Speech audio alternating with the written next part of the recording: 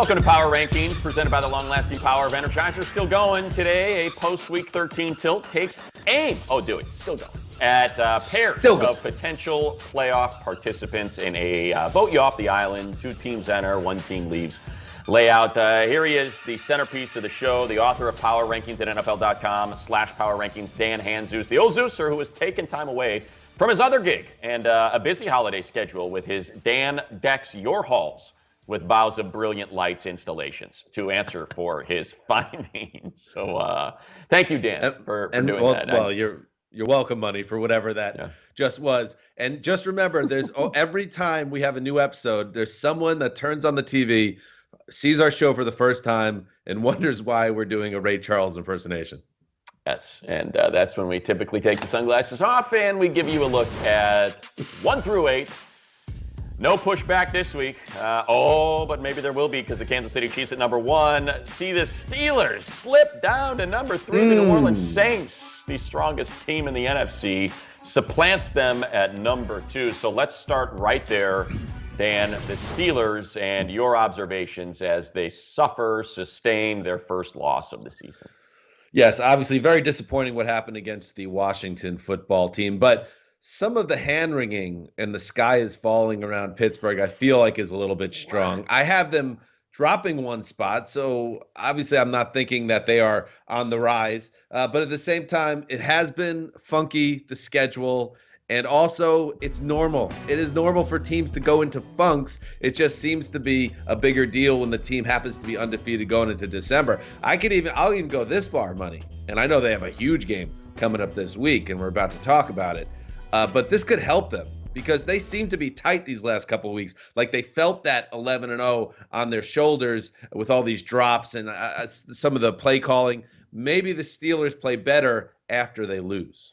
Well, I think I'll go and look, this is the opposite end of our spectrum at Power Rankings, right? If the Jets go 0-16, it'll be a wild surprise. If the Steelers were to go 16-0, it would be a wild surprise. Teams just don't do it. There's a host that have gone 15-1 or 14-2, and the other way as well. They get James Conner back. The question is, will they lose a game? And I think that's my biggest kind of concern/question about their future as they try to establish a march to the Super Bowl. Bills, Bengals, Colts, Browns. 3 of the 4 on the road. The Colts are the only one at home because they own the tiebreaker between them and the Chiefs because their loss came against the NFC. The Chiefs' loss came against the AFC. So they would get the bye and therefore have to play 1 fewer game.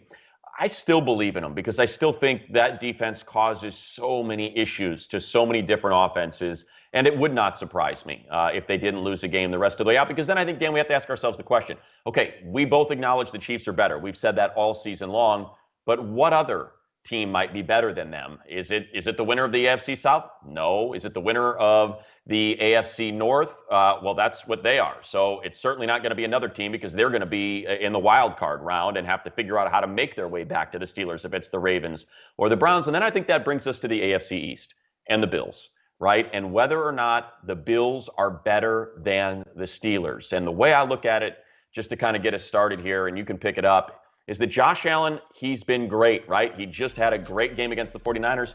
But, Dan, it's mostly been peaks and valleys. Of his last 8, he's got ratings of 139 and 138, but the rest, they're sub 90. Yeah, but what you saw against the 49ers was awesome. I mean, this is a Robert Saleh defense that has been getting a lot of praise in recent weeks. You're on the road, and he just absolutely shredded the Niners with a precision and confidence. I mean, you just saw it the way he threw this ball all game, the way he held on to it and went through his progressions and then put everything right on the money.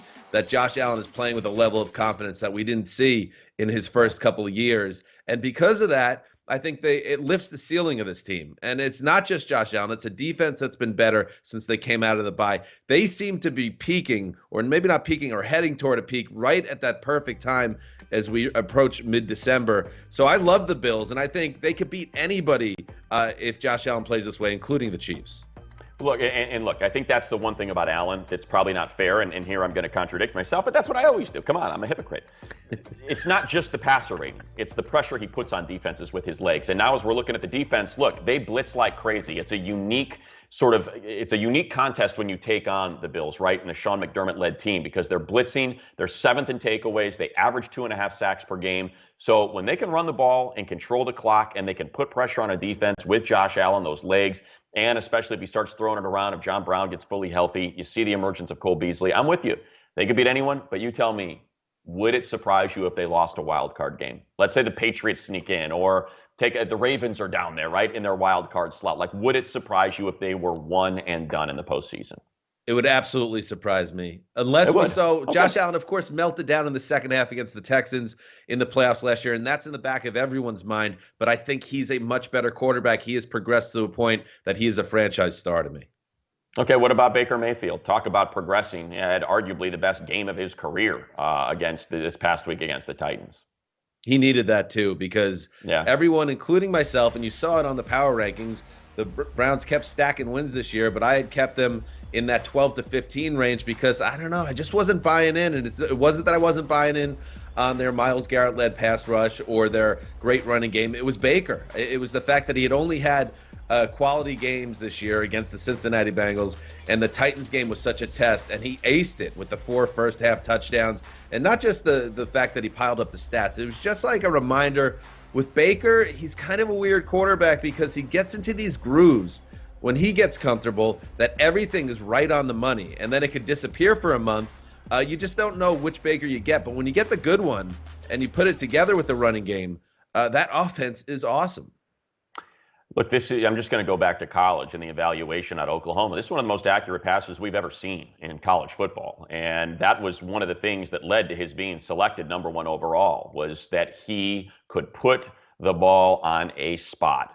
There's one caveat to that. It's got to be clean. And a lot of times it's got to be first read. And look, Kevin Stefanski, give him so much credit. That's what this team was missing, right? O-line, coaching.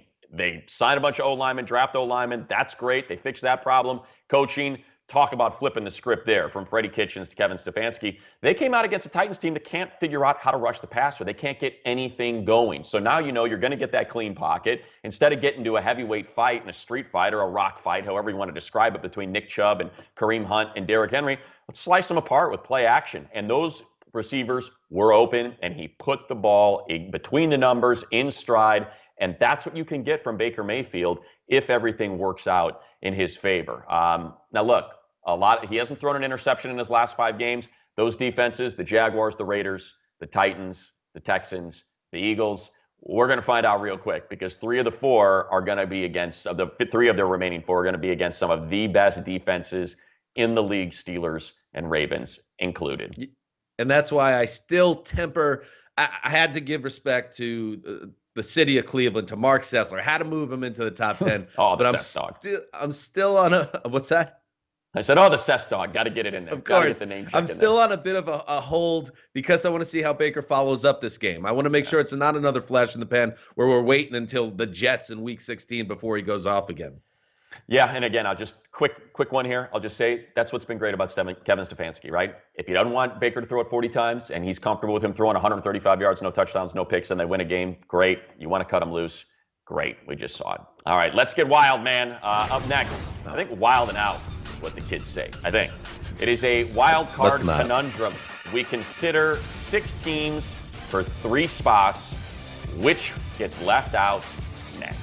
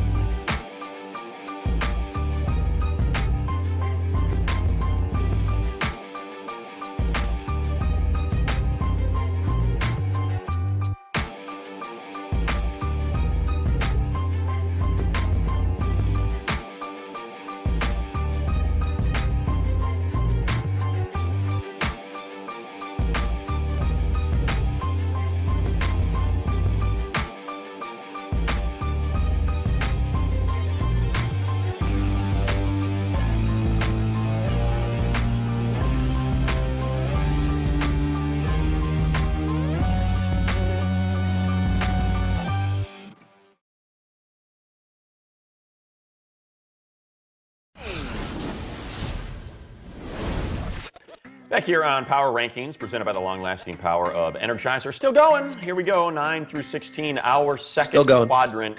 And instead of figuring out why the Ravens are at 9 and not the Colts, and why are the Colts ahead of the Titans, and where are the Raiders, I think the better way to dissect this particular group, Dan, is through the eyes of the AFC playoff picture. Because, boy, is that tight. You get a look at it here. As it stands right now, the Titans and the Colts, we don't know who's going to win that AFC South, but let's, for argument's sake, project the Titans end up getting out with that one.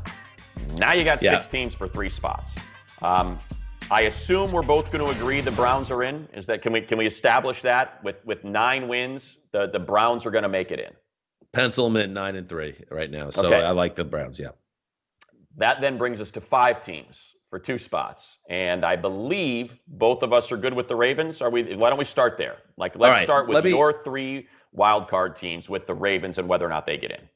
First of all, I disagree with the conceit of this segment because I think all conversation should always drive strictly through the power rankings, which you can find my column on NFL.com. But I'll play along because I'm a team player and magnanimous and all Dan. That.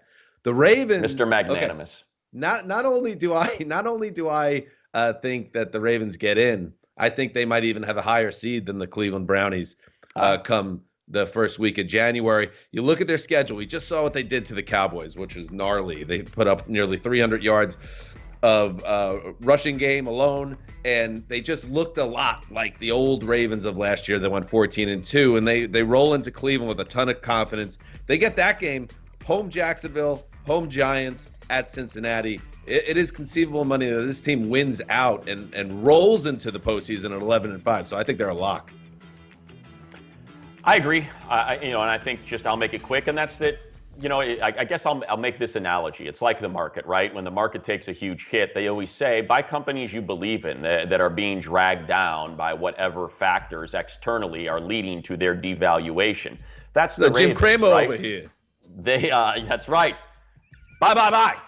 That's what I'm doing on the Ravens. Why? Well, because obviously they had serious issues with COVID, and they lost a pair of games. But it appears as though they're healthy. They were able to get through that, work through that. And I'm not saying I'm putting a ton of stock into a win over the Cowboys, but it's a team I believe had a legitimate shot to win the division prior to it getting a little sideways on them. And certainly, like you said, I expect them to be the number one team in the wild card race. So we both have the Ravens.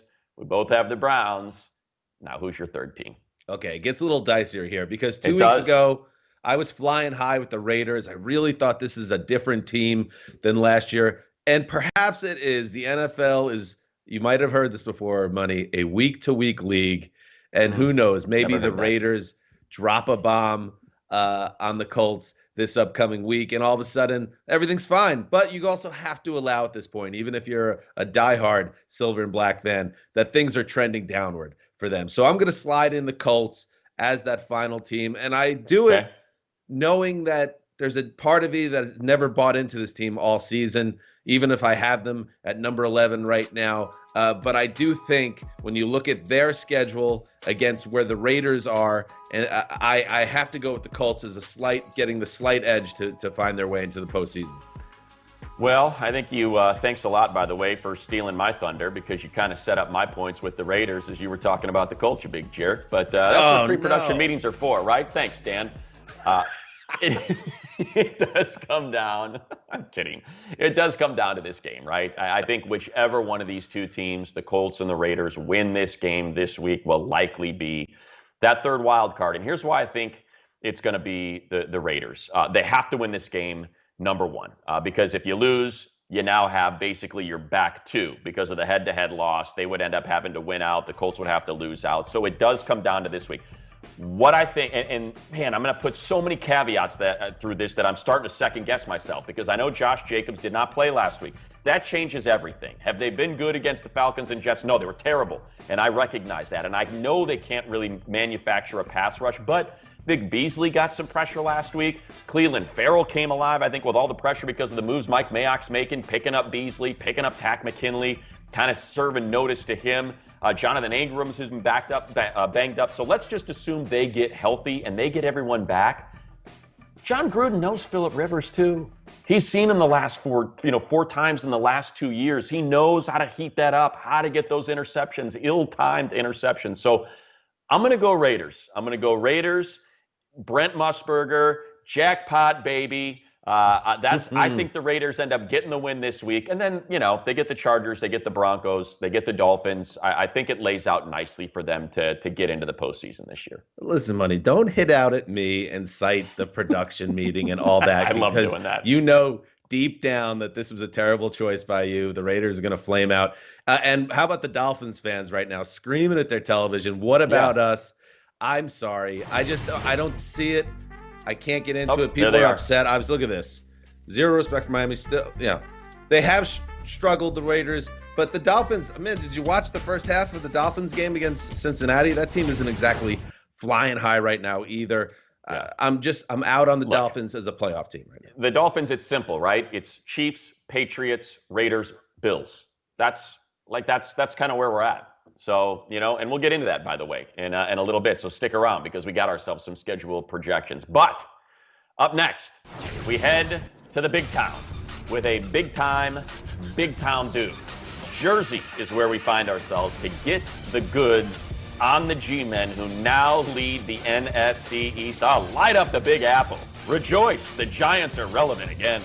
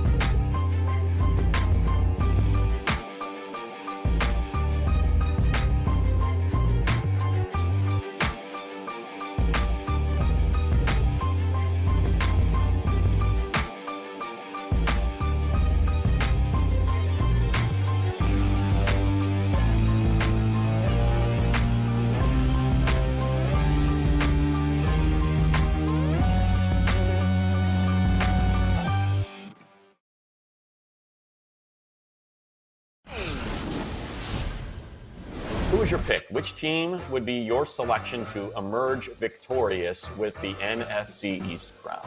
I would be really bad at power rankings if I didn't have the Eagles as my pick. That's true. I'm struggling. You can see me. I'm scratching my nose. I'm looking down because I told our producers that I'm taking the Giants here. Jones on the keep. And Daniel Jones showing his legs, showing his speed, and Jones into the end zone for the touchdown.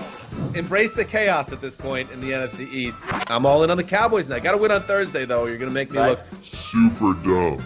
I'm going to make you look super dumb because I'm going to take the other sideline. Here's a play made by the defense for the touchdown. Montez Sweat. Shame on you, Cowboys, for putting the power rankings out like that. Right, I'm going to go ahead and take your lead here, Dan, and I'm going to take the Giants. What? Even though... What? Wayne Gallman, big hole, there he goes. Biggest play of the day for the Giants offense comes from Gallman, 60 yards on the deck. You're picking the wrong time to bail on Washington. I think they have 6 wins in them. They run away with the division. Woo!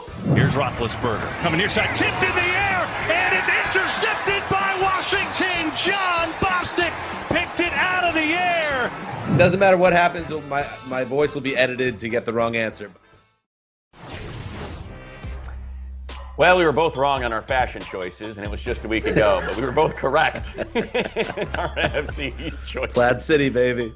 That's right. As you see, both the Washington football team and New York Giants up 6 spots in power rankings to number 19 and number 18. And now we bring in a man with the icy blues by day and cut you down anytime, any place. Scarlet Knights going for him. Along with that, their Super Bowl 42 championship that exists in perpetuity. Yeah, it is Sean O'Hara on Power Rankings. To talk some NFC East, New York Giants football. See, we had to wait until week 13, Sean, to bring you on before we get excited about the Giants. And just let's start with your observations as to why they are making this late push and maybe as a team that you don't want to face in that first round of the postseason. Yeah, good things come to those who wait, right, Money? And you were money with your prediction. And of course, Dan, you were right with Washington, but I think you lose style points by saying that they're going to run away with this division. Boy, I tell you, this has been a hot potato division, for a good part of the season. I think the one thing that jumps out at you right now about the Giants is just how well their defense is playing. And it's not just on the back end. The secondary has been phenomenal pretty much all year long. I mean, look, you go back to the Monday night game against the Tampa Bay Buccaneers. They were frustrating Tom Brady in the first half, but it's the pressure right now that's showing up. And there's Leonard Williams. He had 2.5 sacks and 5 quarterback hits on the game. They got sacks from Jabril Peppers. Logan Ryan's been getting pressure in there. Tate Crowder. There's Darnay Holmes coming up with an interception. There's Tate Crowder sacking Russell Wilson. So they're getting pressure up front. The secondary has been confusing, disguising coverages. I think Logan Ryan has been their MVP. And, really, you could probably give it to three guys in the secondary. Logan, Jabril Peppers, and James Bradbury has been phenomenal. But when you look at what they're doing defensively and how they've been able to match up, DK Metcalf, they basically took him out of the game plan. They're going to have DeAndre Hopkins this week against Arizona. But James Bradbury, week in and week out, has matched up with the best receiver from the other team, and he's basically made them a non-factor. So no doubt it's been the defense. And then offensively, they got Wayne Gallman going. And to have 190 yards rushing against Seattle is pretty impressive. They rushed for over 100 yards 7 games in a row. So they're really balanced right now. It's amazing how the NFL has so many twists and turns in the season. Back when the Giants were 0-5, Dave Gettleman, the general manager, he was being run out of town. And Sean just mentioned all these defensive guys that have been difference makers, all acquired by Gettleman and kind of under the radar moves for the most part. And, listen, Sean, you're a Jersey guy, right? You went to Hillsborough High, you went to Rutgers, won a title with the Giants. I mean, did it get on your skin this season when the NFC East and the Giants were the butt of every joke and the talk of this is the worst division in NFL history? As an alumnus of the New York Giants, the G-Men, did that bother you? Well, yeah. I mean, I can't tell you how many times I had to say forget about it. I've almost come to blows a number of times. Jersey fist bumps start to become a little bit different, but. Yeah, the puns have not just been from this year, and the jokes and the G-Men and the fact that they've been non-existent in November, December, that's been going on 2 to 3 years now. So they're cropping up there with the jug handle jokes in Jersey, and I think to see the way that they played despite being 0-5. Look, the Jets and the Giants were 0-5 at the same time, and it felt like a completely different 0-5 with the Giants because they were in every game. They were beating the Dallas Cowboys. They ended up losing at the end of the game by 2 big throws by Andy Dalton and a couple field goals, right as the clock expired. And then they had the Eagles up against the ropes. They were beating the Eagles as well. And if Evan Ingram catches a 3rd and 7 pass, they probably win that game. So there were so many of those games. It's like, man, they were one play away from winning. And so they never wavered. Obviously, the fact that the NFC East, nobody wants to win the division has helped them stay relevant. But I really think you look at this has been one of the toughest off seasons, as you guys all know, with the pandemic, with the virtual learning. And we have seen Joe Judge, Patrick Graham, the defensive coordinator, and Jason Garrett. We've seen their offense and defense progress. And really, the first 4 games of the season were basically like the preseason. So you almost kind of throw them away. This team is not beating themselves. And when you look at their last 4 or 5 games, that's really been the biggest difference. And defensively, they're taking the football away. They got 20 takeaways this season. So Daniel Jones, if he can come back and take care of the football, I think they're going to be a tough out. And the crazy thing is, they could end up going on to win the division without Saquon Barkley and with Colt McCoy filling in to win some football games. You got to give a lot of credit to the staff and to Gettleman as well. Well, let's go back to that staff, Sean, because they're speaking of kind of a punchline, and a lot of the talking heads were like, what is Joe Judge doing? When so many people were wondering whether or not that was really going to work the way they were approaching that offseason. Well, I think Joe Judge has impressed the Giants brass, from day one, and it really started with his interview. He blew them away with his preparation, with his plan, and I think everybody has a great plan on paper, but can you execute it and can you deliver it to your players? Look, I was around this team during training camp, and I saw practices and drills that I've never seen before, and the way that they practiced on both sides of the field at the same time, the efficiency, the drills that they were doing. Joe Judge has done a great job from that aspect of it. And Patrick Graham, as we're seeing right here, the defensive coordinator, look, I think the most unbelievable thing that he's done with this defense is, look, it's new guys. James Bradbury was new to this team. They just signed him in free agency. Logan Ryan, they picked him up, halfway through training camp. So it's some veteran guys that he's been able to bring in there, and they've really galvanized that second half or the back half of the defense.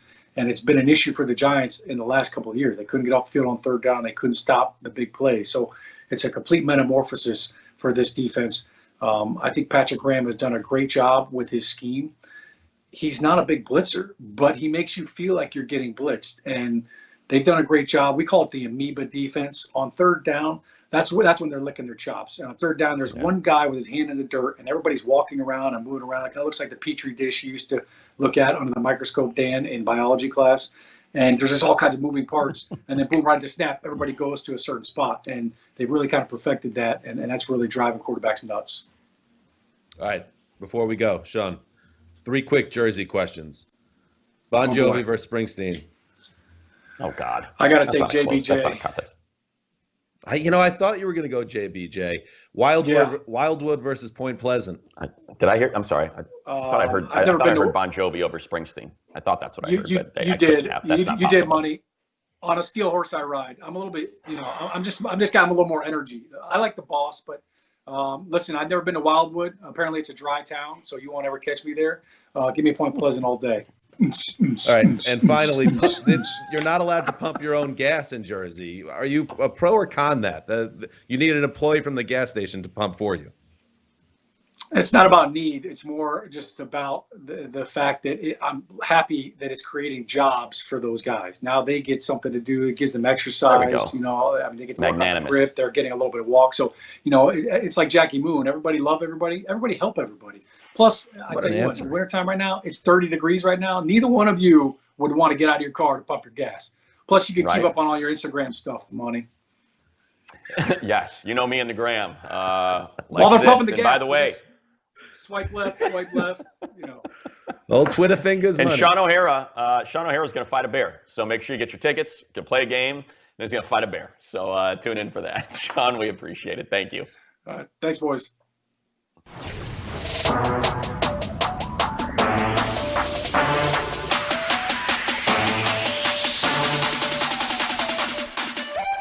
Smith, snap, handoff, Farmer in, touchdown! Snell dives for the goal line, he's stopped! Smith throws down the right sideline, one-handed catch, throws to Logan Thomas, wide open, touchdown! Tipped up in the air and intercepted by John Bostic at the 25. What a win for Washington. All right, Dan, we have now discussed the Giants. Let's get to your pick from this past week, the Washington football team to win the NFC East. And the most impressive win of the week, obviously, they knock off an undefeated. They do it on the road, and they do it with the same formula we've seen all season and what we thought this team was going to use, and that's just a nasty defensive front. Absolutely. The defense has been great almost all year long, and you're seeing big-time plays from Sweat and Chase Young on the line. And, you have to give credit to Ron Rivera because there were jugheads like me and other people that were saying, why do you waste? You have Dwayne Haskins, a first-round pick last year, wasting away on the bench, and you're putting in Alex Smith, who's a great story. But come on, you got to move forward as an organization. Well, Ron Rivera knew. He knew this team was not far off, especially in the division they played in. If they could just get competent quarterback play to go with this defense, they had a chance. And we saw what has happened now with Alex Smith, taking this team back to respectability on offense, and then the defense rising up. And what we saw on Monday night is that this team could be special when things line up, when the stars align. No one would have been saying that a few weeks ago. Well, and let's just go through their Final Four when you talk about that defense, right? In their last three, they've allowed 17 points, 16 points, and 9 points, respectively, to their opponents. The Final Four of the season, 49ers team that's all banged up, a Seattle team that just got stymied by the New York Giants defense, Carolina, we know that that's not necessarily some sort of formidable offensive foe, and then Philadelphia is who they finish with. So it matches up well for this defense led by Chase Young, Montez Sweat, just that line of 6 guys that can get after the passer. And one thing I love about this Washington defense more than anything, you are going to see more batted balls, more passes defensed by those front 4 or 5, whomever is in there, than any other team. And that's how they got that critical interception last week against the Steelers. They are so good at that, and it's because they're so athletic. They don't just get after the passer. Sweat, Young, they're long, man, and they are swatting balls all over the place. And I do want to point out, just real quick, building on what you had said about Ron Rivera. So many people said, get Dwayne Haskins in there. How are you going to know if you got the guy for the future? Do that in the final month. Like we're going to get to. We're going to talk about the Eagles in the very next segment. But don't do that in the start of the season when you look at a division and say, oh, wait a minute, this team has averaged less than 6 wins over the last 7 seasons. It's been a disaster of an offseason. I just got hired and I'm trying to put my imprint on this team. That's when you try to win a division. To heck with draft picks and oh, this isn't your year. Who cares if you get in the playoffs? Well, I can tell you right now, people in the old DMV care, because people are excited about Washington football team football right now. And by the way, he also did this while fighting cancer, Ron Rivera. Yeah. So an absolute MVP type performance, coach of the year level. Well, we said it, by the way, and we're gonna do it next when we return. Hurts is headed for his first career start this week when the Birds take on the Saints. Who knew the NFC East could be so compelling? A full segment, a guest, and now Plus Packs on Power Rankings. Hit them low, hit them high. We're going to talk about how your Eagles fly next.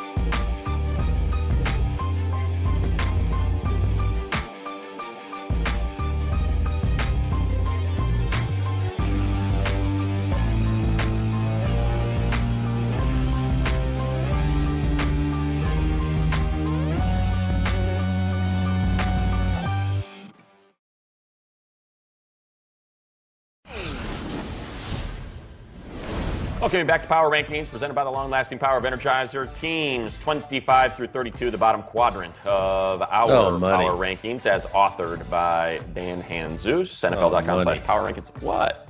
Oh, because the Bulls is there. Yeah. That was a tough one. Ooh. But you know what? Let's focus on number 28 and a change that can inject life into a fan base. Jalen Hurts announced as the starter. Instant reaction, Dan Hanzus. Instant reaction is that the move that had to be made, and I think it was made at the right time.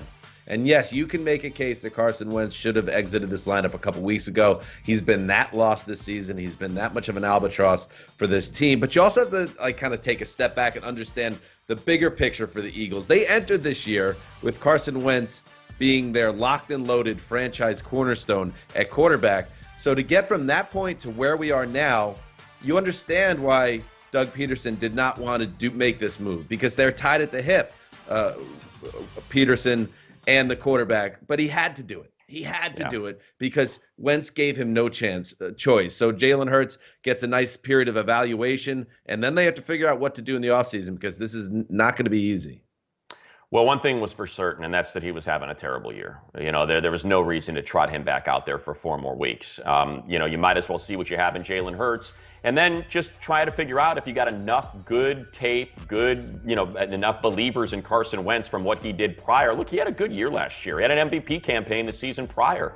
There have been some injury issues. It's a big number. They can't cut him. It would be like a $90 million hit. I don't think I'm exaggerating there, but you could trade him.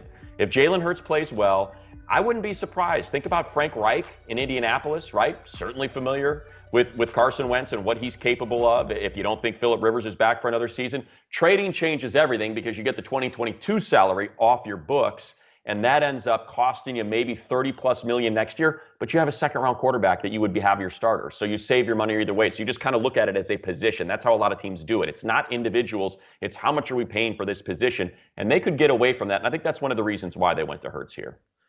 And what do you think? I mean, the idea of trading Carson Wentz, what value would he bring back? This is trading him at his lowest point, obviously. There's something to think about there, too, because what are you going to get, a 3rd-round pick for Carson Wentz right now? Maybe a 2nd? I don't know. Yeah, I think more, just to kind of wrap it, Dan, I think the reason you do it is to get out from underneath the $150 million. I think it's $89 million owed between now and 2023. So if you can get out from under that and change $90 million to $30 million, and you feel like you have your quarterback moving forward, that's why you would end up doing it. All right, it's time for Power Moves, presented by the long-lasting power of Energizer, and our master of football math magic or trigonometry-inspired takes are, well, too hot for terrestrial TV. That's why they're here. Ooh. And you can hit up NFL.com/Freeland to get all of the goods. It is Cynthia Freeland on Power Rankings. Considering contenders, Cynthia's upcoming contests is what we are doing. Strength of schedule, and we start with the Rams. Okay, so the Rams' strength of schedule really relies on their last 2 games, meaning they have not won the division until those 2 games are played out. The NFC West is the toughest in football, and the Rams, they have a great chance of winning the division, but it will come down to probably week 16, week 17. One thing that's different this season versus last is their ability to stop the run. They're using light boxes, meaning they're not putting a ton of defenders in between the tackles to try to stop the run. And they're really effective at doing so. So they're doing it the most in the league, and then they're allowing only 4.6 yards, which is 6th fewest in the league when they do so. So when you look to see what really drives the Rams, it's can this defense stop both the run and the pass, and the offense do enough? I like LA's setup here. I feel like 2-2 is the floor, and maybe even they can get to 3 out of 4, and maybe that puts them atop the division at the end of the year. I think the Rams are set up well here. I'm worried about this week. We know what Bill Belichick did to the high-flying Sean McVay offense in the Super Bowl, right? Limited it to 3 points. What is the old cliche? He holds up a mirror, exposes your flaws, magnifies them, and we know Jared Goff has been hot and cold. When it goes bad, it goes really bad. When it goes well, it seems to go really well. So that's probably the one I'm most concerned with, is them falling a game back going into those final 2 contests. Don't remind me of that Super Bowl money, that 13-3 game. Oh, what a dog that was. You eat a little bit more buffalo dip. You have a couple more, you make it all work. How about the Dolphins, Cynthia? Dolphins fans are not going to be super happy with me. Right now, I have them as the 8th seed projected, meaning they are just 1 slot out. They have, by far and away, the toughest remaining schedule of any of the real contenders that are left. And When I look to see which game I'm circling, it's probably that Las Vegas game. That one could potentially be make or break for them. The interesting thing here is that their corners are really what's driving the success of this team on defense. So when I measure how many times the corners are forcing quarterbacks to hang out of the ball, look through their progressions, not necessarily be able to have their first read, the Dolphins are top 5 in the league at doing this, which is a really nice uptick from last season. Obviously, they focused on this in free agency, so it's paying off. Now, they will have to upset one of their remaining opponents in order to even kind of figure this out, but Dolphins fans can get a little mad. They're 8. Oh, yeah. 8 seed. Yeah, that schedule is brutal. You're right, Cynthia, and I think it's what's going to end up costing them and keeping them out of the playoffs. But even if it does, this has been a progress year, no doubt, for Brian Flores and company. Yeah, it's just to me, this is the toughest schedule remaining. I would not be surprised if they went 0 for maybe 1-3, and that's just not going to be good enough. You're going to have to get to 10 wins. We know what Bill Belichick does for rookie quarterbacks. That's on there. I mean, it could. I mean, I do like their chances against the Raiders just because of what that defense might be able to do to frustrate Derek Carr. But outside of that, I mean, Bills and what, Patriots, Chiefs, I could see them losing all 3 of those games. And next thing you know, they're 9-7. This is an interesting one. When I saw it on the pre-show list, Cynthia, we're putting the Steelers on toughest schedules remaining. Well, it's really about whether or not they'll get that needed number 1 seed, meaning the one and only AFC bye. And right now, I don't have them projected to do so. I have the Kansas City Chiefs projected to do so. That Cleveland game is going to be tough sledding. Same with the Colts, especially. And then Buffalo this week is not any easier. So the interesting thing here is, will the Steelers be able to have enough juice to give them the bye? It's really critical for them. They don't have a strong run game. And when you don't have a strong run efficiency, that makes it more difficult, meaning, obviously playing one more game makes it more likely to lose anyways. But their chances of losing if they have to play an extra game are bigger than if the Chiefs do if they have to play one. Yeah, obviously, Pittsburgh-Buffalo is the game of the week in Week 14. If they can get through that game with a W, then you get the Cincinnati Bengals. That's a layup. And then maybe you could roll through your schedule and get that number 1 seed. And by the way, James Conner just activated, so he will be available. Try to inject some life into that run game. Look, they went out, they get it. They own the tiebreaker. So that's what it comes down to. I don't think the Chiefs are losing a game. If the Steelers can win all 4, they'll be the one. If they can't, Chiefs ain't losing a game the rest of the way. So that's what it comes down to. Always appreciate it, Cynthia. Of course, get it all at NFL.com/Freeland. And do not exit yet, as when we return, we examine 3 impact matchups that will have the most meaning, the most impactful movement for the Week 15 Power Rankings, where hopefully we're back to our regularly scheduled Tuesday spot. Please, God.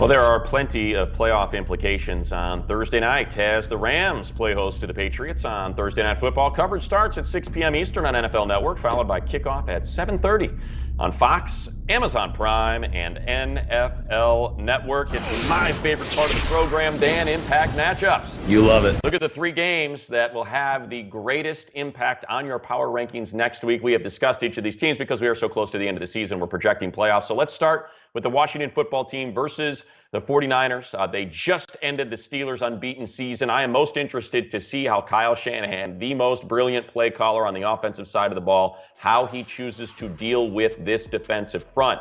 Remember, they're not going to pass a whole lot. There's so many exotic run looks that he likes to use. So it's kind of Mostert runs, Deebo Samuel runs, Ayuk runs versus that gnarly defensive front. I think this is going to be an awesome game.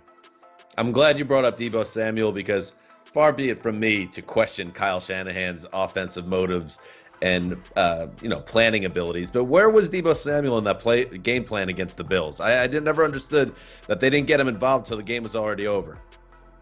Let's go to Steelers and Bills. Again, 2 teams we've talked about. We did it in the first segment, right? When we said, okay, which teams are better than the Steelers after their first loss? We agree on the Chiefs. We maybe don't agree on the Bills. Well, it's going to be settled for us on the field, so they're making it easy. Josh Allen just tore it up last week.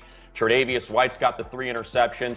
Big Ben has had a pick in each of his last 3 games. That's the matchup I'm looking at. Ben versus that pass defense, and of course, Josh Allen against arguably the best defense in the league.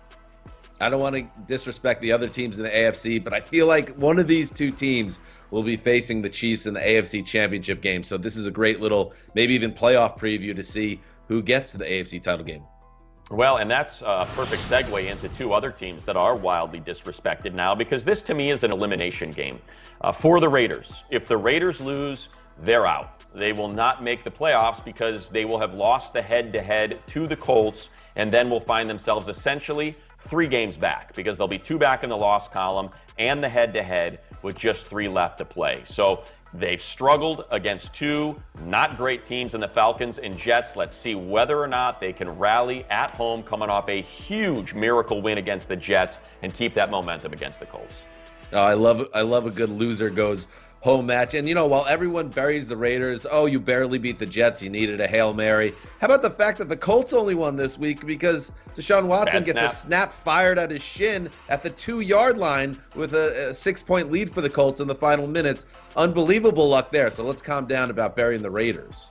Elimination game out in Las Vegas. Jackpot, baby. All right, the honest assessments. Gotta love Brent Musburger. Let's so happy out there. Oh, he is. It's permagrin. You can hear it through the broadcast as he does the Raiders radio network. Let's go honest assessments, some teams that we have not talked about up to this point in the program. Dan, quick hitters. We start with the Seahawks having dropped that contest to the Giants. Yeah, and Russell Wilson looked legitimately frustrated against the Giants. New York's pass rush was getting home. Leonard Williams had a monster game. And it's just a strange year for Seattle. Their defense has gotten better, but now the offense has gone into a little bit of a funk. Very interesting to see how they react from that game because that was very out of character. See that? I had to turn away. I couldn't even look at the Russell Wilson performance. It was so painful. The Cardinals, remember when the Cardinals were the it team and Kyler Murray was the it player? Not much anymore. Yeah, I'll take the L on this one, too. I think we all got sucked in a little bit when Kyler was playing out of his mind earlier in the year. But this is a team that needs work. They have some things to do in the offseason to round out this roster. They're just not there yet. And finally, Dan, for folks that don't know, you are a Gang Green supporter, born and raised. Your emotional feelings as you went from staving off a 0-16 season to holding on to that number 1 pick with that final play. I'm going to quote a text I got from my old man, Keith Hansis. Gase fires Williams. Are you kidding? That fool firing someone else? Perfectly put. Thank you. Nailed it. Mr. Hanzus, for weighing in. All right. Speaking of communication via social media / text, this one from Shubsky Wubsky. You need to get fired. Speaking of getting fired. How you put Ravens over Dolphins? How dare in denial. Slings and arrows of outrageous power rankings reactions are next.